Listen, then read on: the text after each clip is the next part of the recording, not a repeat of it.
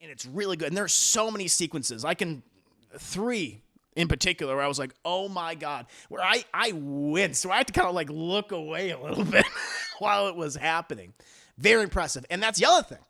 All the disturbing stuff, so much of it, I think the majority of it looks fantastic. It all looked like practical effects. Like every time you see flesh tearing, you see a lot of meat in this movie. I mean, so much. It looks really, really good. Practical effects are all tens across the board, in my opinion. You set up some really creepy, disturbing, and graphic sequences, which again might be a little too much for you, especially if you have a problem seeing violence against children. So, I feel like a lot of people would say the same thing, but the Philippou brothers made a incredible splash with their 2023 film, Talk to Me. One of my favorite movies that year, one of the best horror movies of that year, just great. And people don't know, the Philippou brothers, they came from YouTube. They were YouTubers, doing some really fantastic and creative like action and comedic shorts. I've shown some of their work here on my channels, on my platforms before. Like really, really talented guys.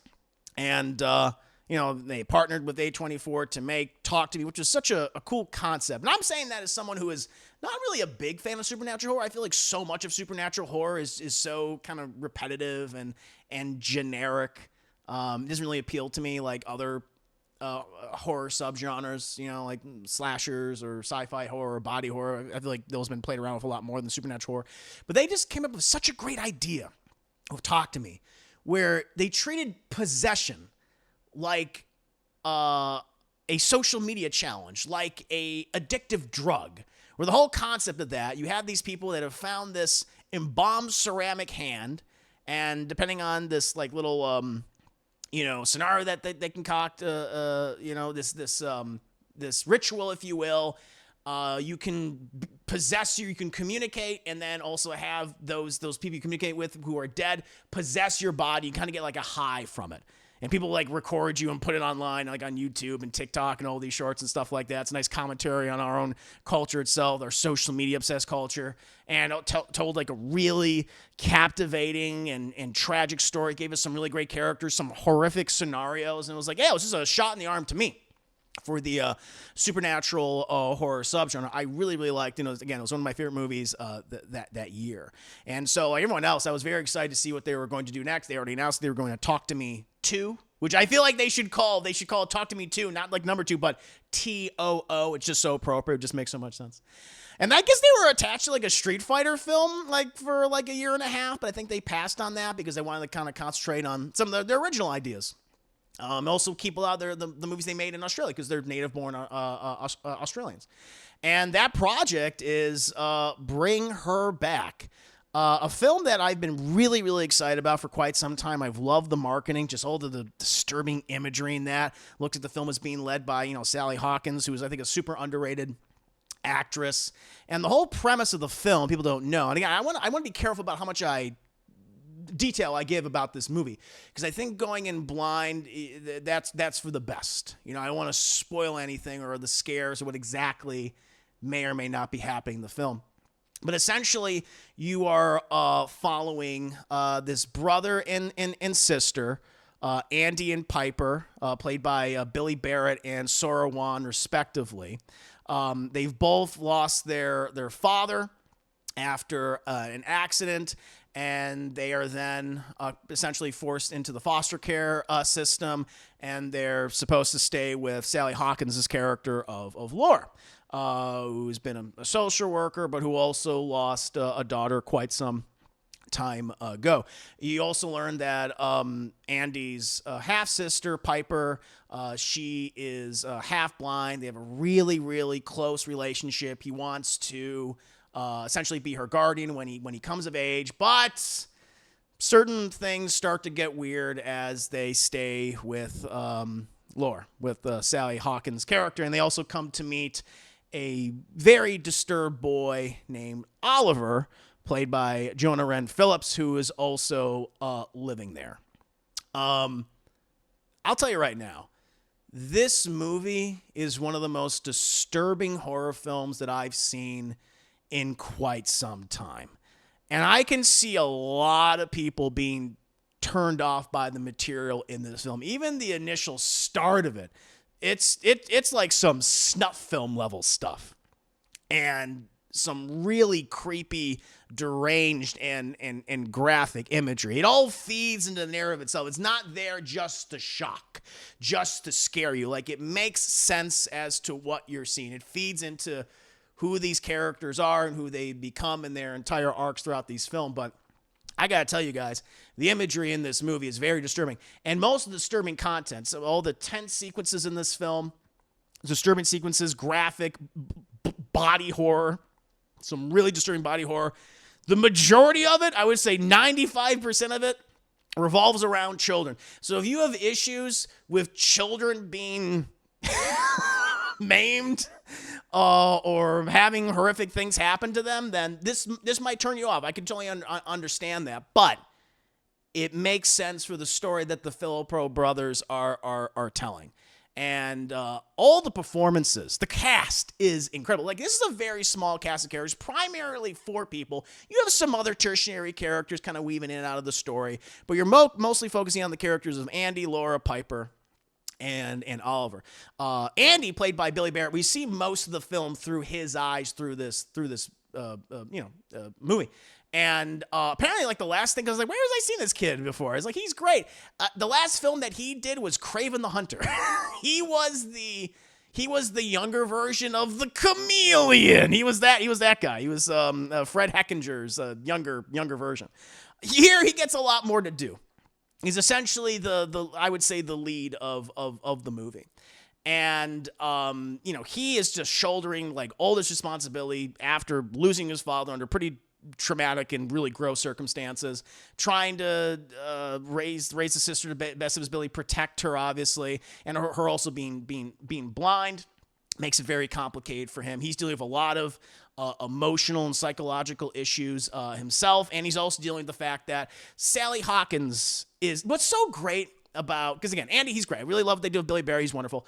But I think the performance that a lot of people are going to come away with in this movie, being the most intrigued by, disturbed by, is Sally Hawkins' lore. And it's so great because it's a gradual build throughout the entire movie, her character.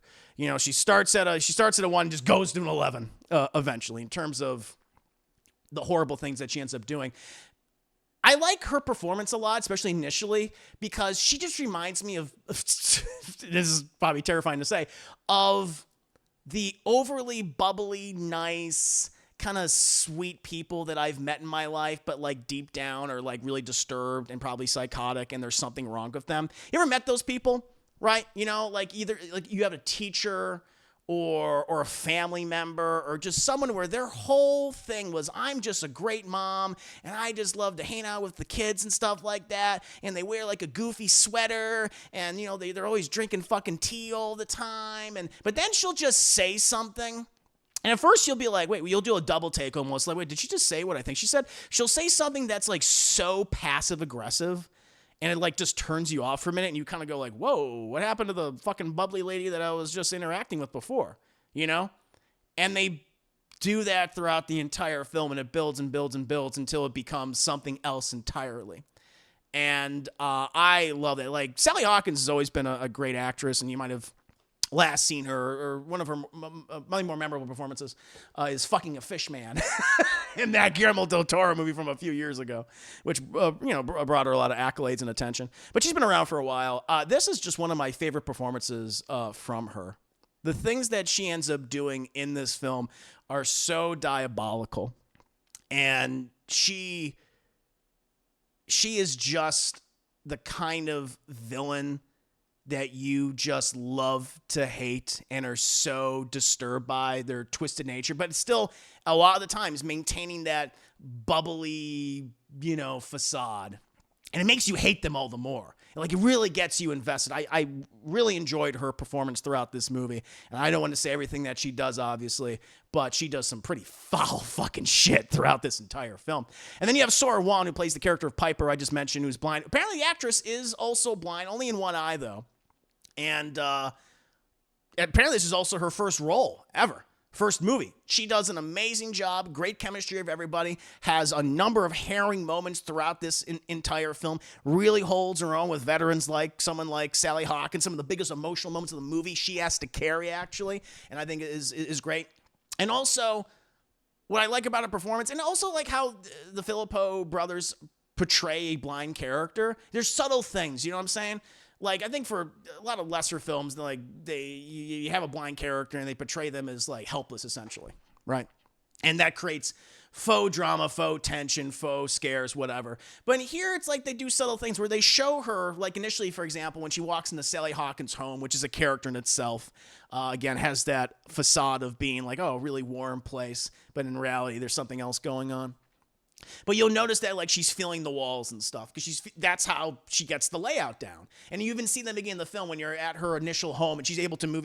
She knows where every nook and cranny of the house is. She knows exactly where to run to go to her room or the bathroom or whatever. And because of course, like if you're a blind person, if you're familiar with the environment that you're in, then you know exactly where it is in front of you. You know that there's going to be a door there. You know there's going to be a countertop like right here, depending on how many steps. Like it just becomes, it's just, you know, you just know. It's like instinct, right? And so they portray that, and that plays a big role in the film's back half when the shit fucking hits the fan. The literal shit hits the fan. It gets fucking disturbing. I really like what they did with her a lot. But the other performance that really stood out to me, and he's been in all the marketing for the movie, it's the kid in the poster you see right there. Jonah Wren Phillips as Little Oliver, the kid who is disturbed, but there's a lot more going on with him. It's a mostly voiceless performance. He only speaks a couple times throughout the film, but his physical performance, like what they have this kid do in the movie, is incredible. And again, a lot of the disturbing stuff they brought up, especially a lot of the violence against children, involve him.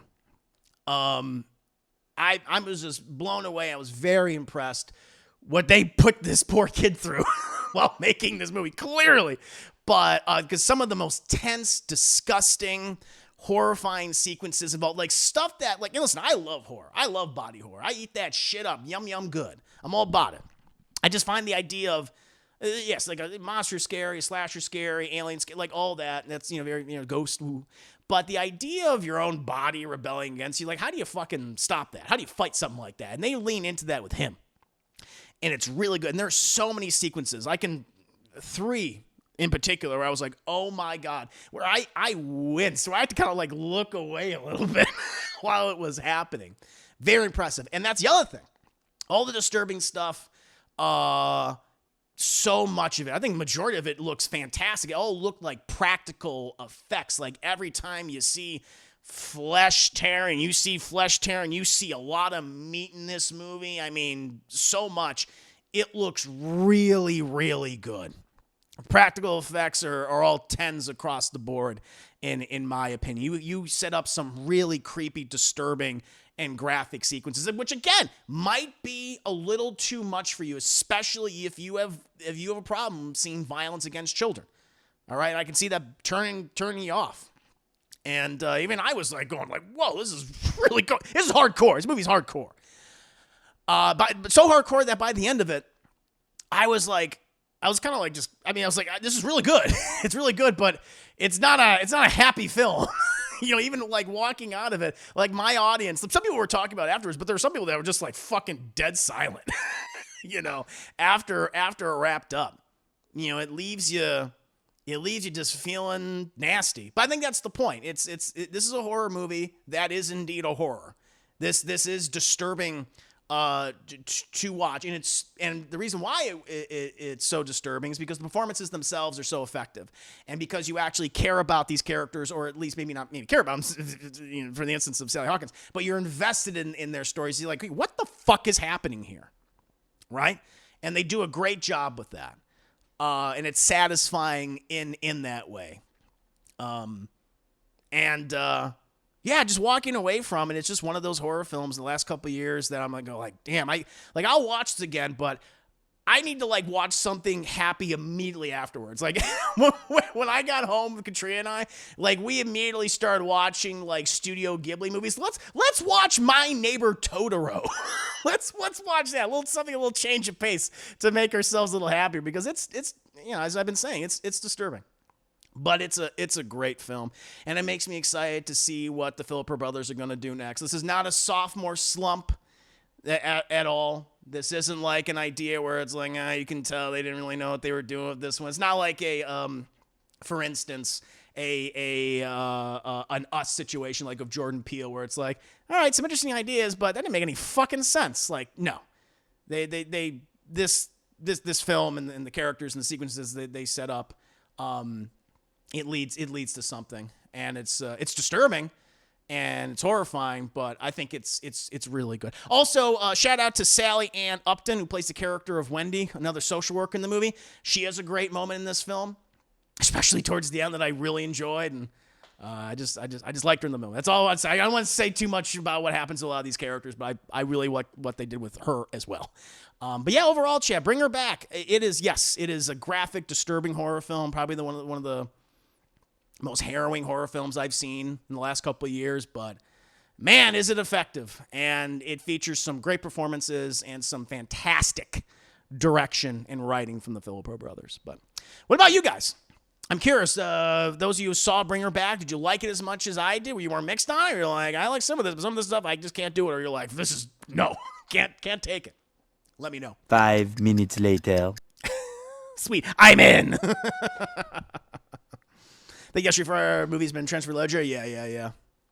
I like this quite a bit more than Talk to Me, and Talk to Me is really good. Yeah, I have to think about it. I like both of these movies on equal levels, honestly. This is more disturbing than Talk to Me.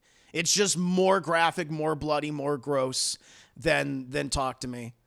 And I can see that maybe turning some people off. But it's still a really good story, and you have really good characters here and some great imaginative sequences. So I got to think about like which I like more, but I really like both of these movies. Ace Rock, word, you got my attention. Yeah, man, check it out. Sweet, I'm in. Yeah, kids get fucked up in this movie. All right, and even if it's not even like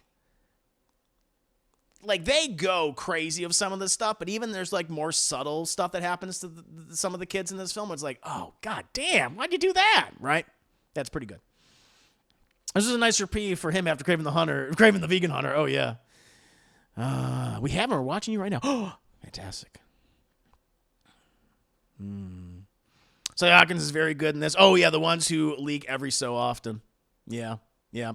Bishop Mars says, Sally Hawkins is very good in this. She captured the essence of something is wrong, but I can't put a finger on it to, oh, shit, here we go. So well. Yeah, exactly. Another Lucas camera usage in the movie is excellent. Mm-hmm. Yeah, it's very, yes. And again, there is a level of restraint that the Philippou brothers also employ in making this movie. I guess in a lot of their stuff, where even though they do go crazy at times, but it feels earned. But it's also what they're showing you, but also obscuring in a way. This is a weird comparison, but it reminds me of Alien to a degree, like the original 79 Alien, where it's like, we'll show you a little bit of the monster, but we're not going to be like, hey, here I am dancing. Here I am on my, just fully reveal. It's like, no. We're going to show you glimpses of this, or it's going to be obscured by something, or it's very dark. But you just saw something like, what the fuck was that, right? It's like that in the movie. And I think that's really, really cool. I like it. It makes then you, and again, it's like a lot of the best horror films.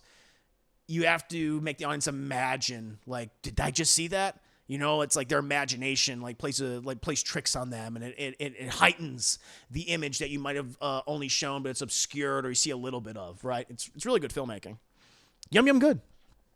It certainly goes for disturbing and achieves it, Sally. I found the dourness of it excessive with a plot I personally couldn't follow, which made this exhausting for me. I mean, I understand that. I can understand, it's a lot. However, I'm not shocked that it's getting good reviews, and I certainly can't call it a bad film due to the performances and some of the more tense scenes that were effective. I just wish I liked it more, especially since I really liked Talk to Me. No, I mean, this is a more disturbing film than Talk to Me, and so much of the violence, I guess Talk to Me, like most of the violence happens to children, most part. There's some adults that get it, and some adults that get in this too. But, if you have an issue, I mean, this is not a happy film. Like by the end of the film, I'm not going to spoil anything, but there's a reason why I'm like, I need to watch My Neighbor Totoro to feel better. Okay, I'm going to watch a little bit of Castle in the Sky, Laputa. I'm gonna do those movies, put a smile on my face. I'm like, oh, this is great. Like films that involve children where they're pretty good by the end of the movie. This one is, this movie doesn't give a fuck if you're a kid. But I also think that's what ups the tension and the anxiety and just the threat is like, this movie is like, I don't give a fuck what your age is. What the threat is. I think I know which three you mean. One in particular was disturbing. I had to squint. Yeah. There's three particular sequences. I went, oh my God. After the movie a couple weeks ago, I turned on Bluey's. Yeah, that's what you need. Show is actually a beautiful movie. I love what they do with the colors. For example, Piper's outfits, Sally's outfits, and always make. Yeah. Mm-hmm. Yeah, the choice to use color in certain scenes. It's true. It makes them pop a little bit more. I made the mistake of watching this and then going to, oh yeah, you gotta watch something happy after this. Mickey says, I'm looking forward to seeing this. Yeah, check it out. Let me know what you think. I'm very curious.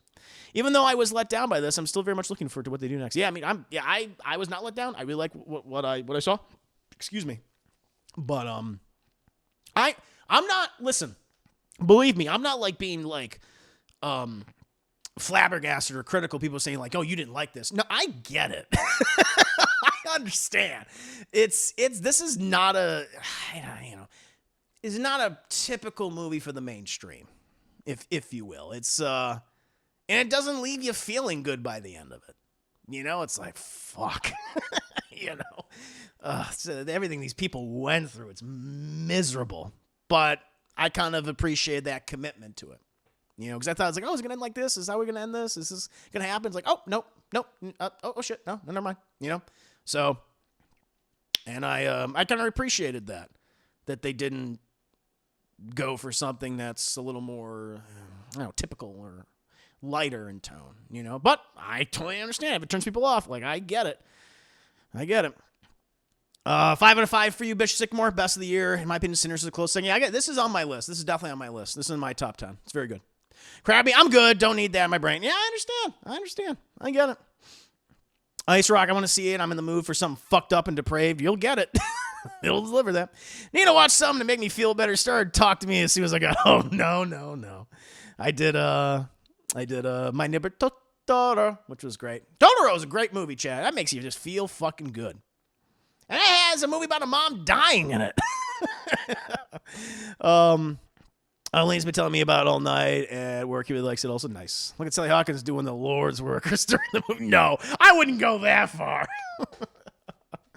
Oh, Christ. Tell your kids you're taking the Lilo Stitch and walk. They would be fucking, this would traumatize them. Oh my God. Like, I did not see a single kid in my screening. Shame on parents if they brought children to see this movie. This is not a movie for children. No, this would give them nightmares. Absolutely not. There's so many scenes in this film. I'm like, holy shit.